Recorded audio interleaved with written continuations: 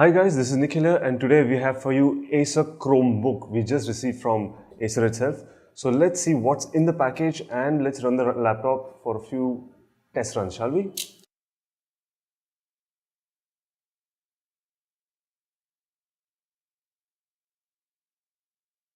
So now, as you can see, we have the Acer Chromebook, the CS edition. Let's open this.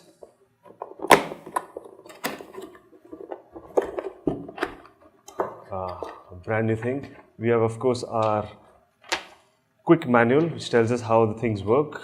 We have our international manual here, power adapter, cables of that, and the Chromebook itself. It's a very minimalistic box, and that's all we need. Let's move all this away.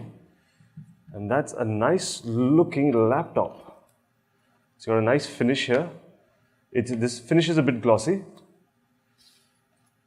And let me tell you guys, this laptop is extremely light. This is about 1.4 kgs and you can feel the lightness of it.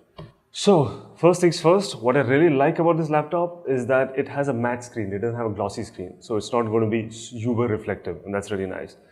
And of course, I like the brush metal finish that has been given on this device. It looks quite nice. It looks elegant.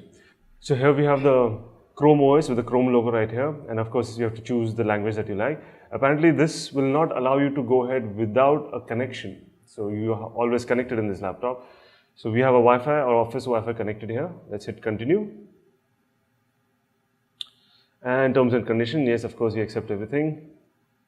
And as it's updating, let's look at the keyboard here. If you notice, there's one key that is missing.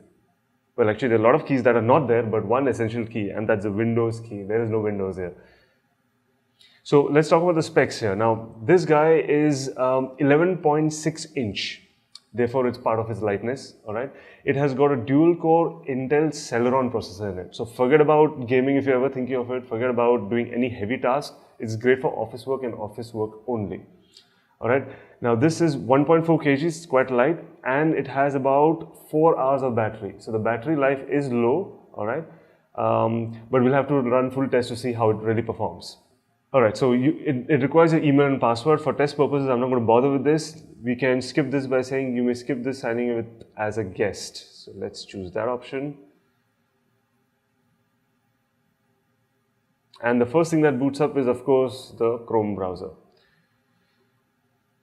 Alright, let's see what else is here. You have the familiar Windows taskbar, and instead of the start button, you have the Google Chrome start button. Oh, and that's your desktop right there.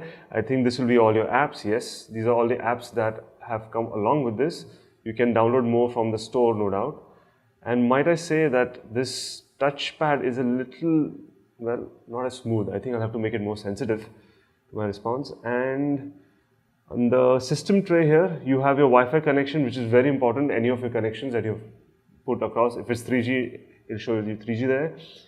And this is your shows all your essential taskbars, your settings.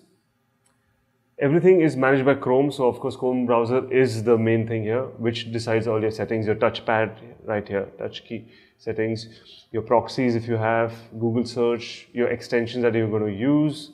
Blah, blah, blah. Everything is done by Chrome and Chrome only. Alright, so let's have a look at the ports and what all this book has to offer. First things first, let's look at from the side. Here you can see clearly that there's an HDMI port and a USB port. I think this is USB 3.0. We'll need to check on that.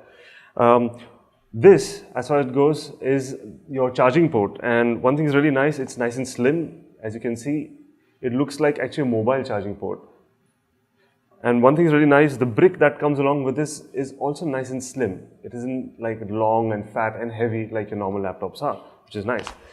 On the other side, we have your SD card support here inbuilt. You have another USB and your Kensington lock. So basically, you have two USB ports in this. One for a mouse, if you'd like to use that, and the other for whatever else, like a hard drive or a dongle perhaps. Alright, so that's pretty much it for a first look. For a full review, do check out techreview.com. And before we go, I really like the Chrome logo here. It's nicely embossed in this. Nice touch, quite elegant. Let's see how it looks in the full review.